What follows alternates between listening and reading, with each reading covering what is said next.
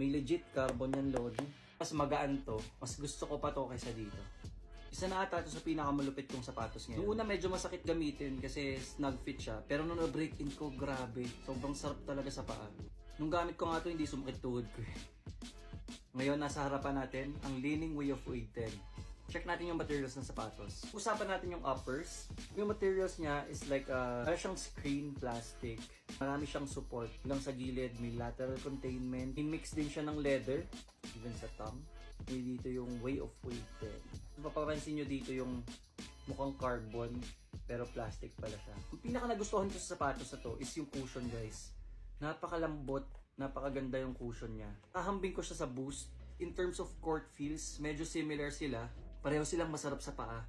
Tapos nagustuhan ko rin yung padding niya, guys. Ang sarap ng fit nito eh. Mahilig kasi ako sa snug na sapatos. To be honest, ang pinaka-favorite ko nga talaga dito is yung impact protection. Ulit-ulit na ako pero sobrang sarap talaga nito sa paa. So ito yung itsura ng traction niya. Para siyang waves, sound waves. Ayan. May legit carbon yan, Lodi.